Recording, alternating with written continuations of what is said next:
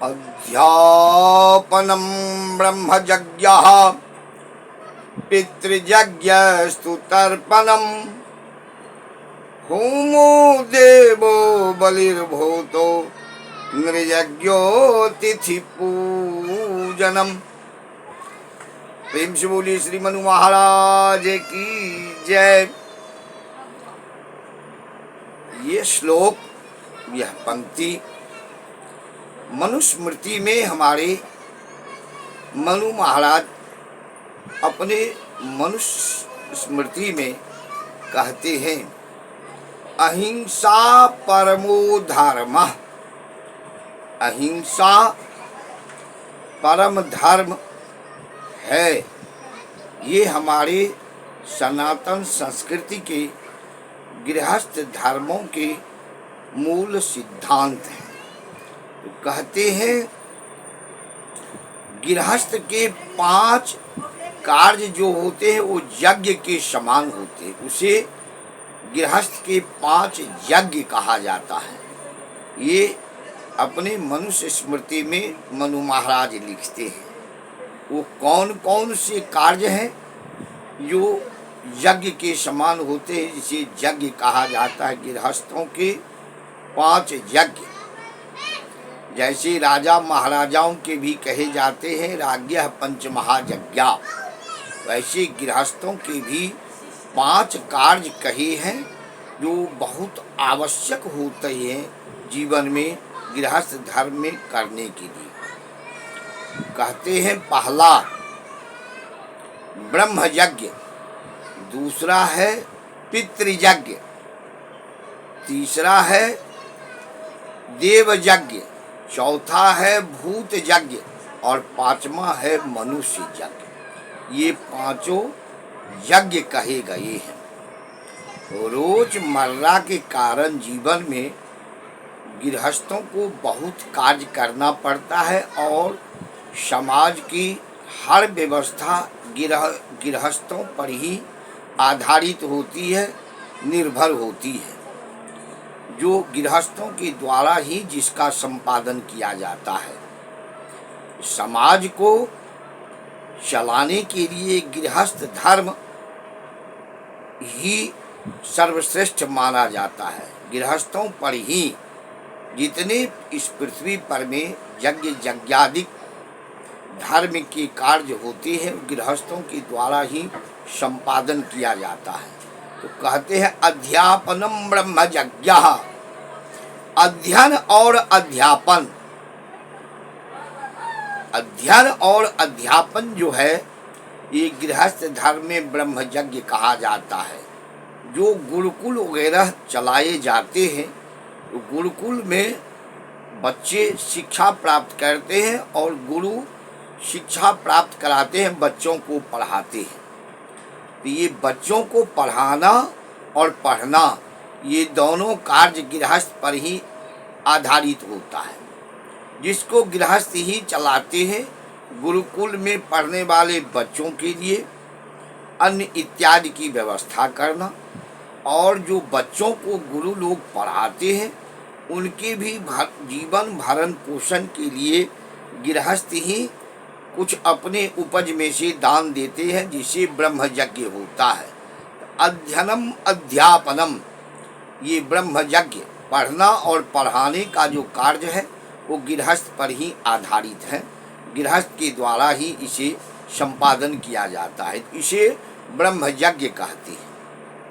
पितृयज्ञस्तु तर्पणम, अन्न और जल के द्वारा जो पितरों की क्रिया की जाती है, तर्पण श्राद्ध पिंडदान इत्यादि की जो क्रिया होती है, जो पितृयज्ञ करते हैं पितरों को प्रसन्न करते हैं। दिवंगत पितरों को जो प्रसन्न करते हैं उसे कहते हैं पितृयज्ञ।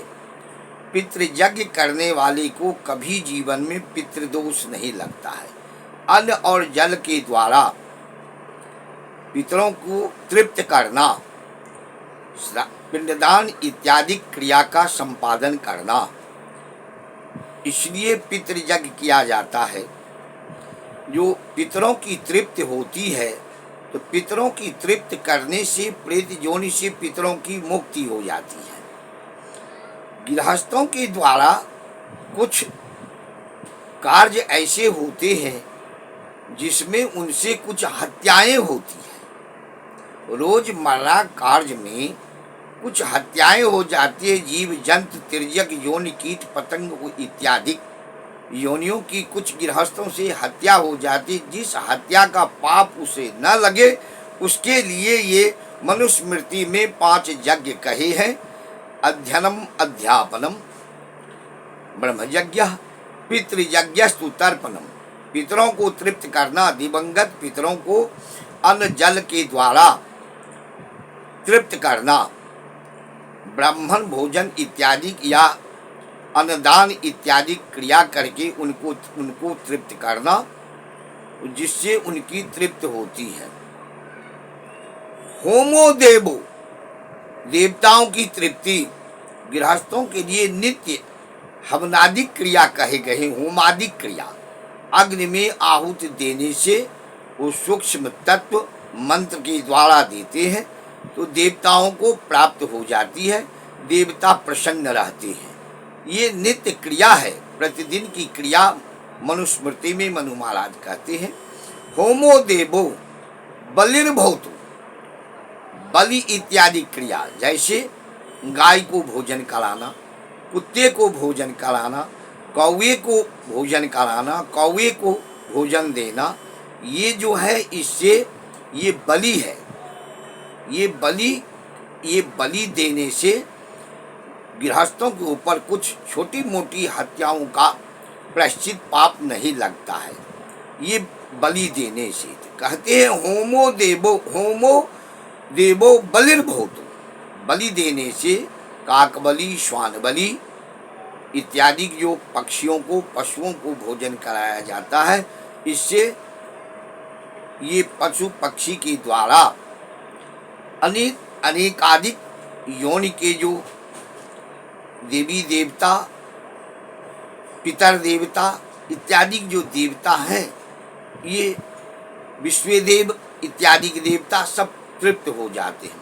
नृयज्ञो अतिथि पूजनम, नृ नाम है मनुष्य का, मनुष्य यज्ञ, मनुष्य जो यज्ञ है इसमें अतिथि पूजन कहा गया है। नृयज्ञो अतिथि पूजनम, अतिथियों का सत्कार, जिसके आने की तिथि, जिसके आने की सूचना हमें नहीं होती है, ऐसे व्यक्ति अगर हमारे यहाँ अकस्मात पहुँचते हैं, इसमें कोई हमारी उनसे कोई पूर्व की रिश्ता नहीं होती, कोई सूचना नहीं होती है, ऐसे लोगों को अगर हम भोजन करा के तृप्त करते हैं, उसे कुछ देते हैं, इससे हमारे जो देवता पितर हैं वो तृप्त होते हैं। इनसे, इनके द्वारा, इनकी तृप्त से हमारे जो अदृश्य देवी देवता हैं, वो पितर हैं, वो तृप्त हो जाते हैं। ये 5 यज्ञ कहे हैं मनुस्मृति में। मनु महाराज ये 5 कार्यों को गृहस्थों के लिए यज्ञ कहे हैं। ये गृहस्थों के द्वारा नित्य किए गए 5 यज्ञ है। कहते हैं अध्यापनम ब्रह्मयज्ञ, अध्यापन जो है ब्रह्मयज्ञ है। पितृयज्ञस्तु तर्पणम, पितरों को जो तृप्त करने की क्रिया है ये पितृयज्ञ है।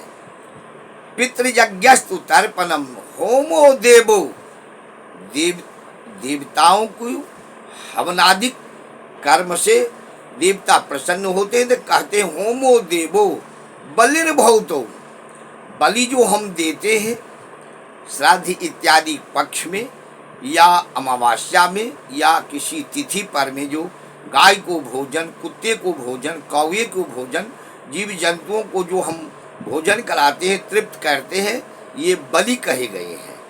इससे तृप्त होते हैं अदृश्य हमारे पितर, देवी देवता, विश्वदेव इत्यादि।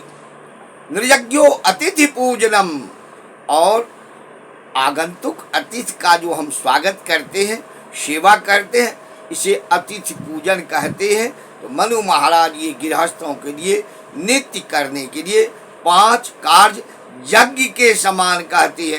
प्रेम से बोलिए मनु महाराज की जय।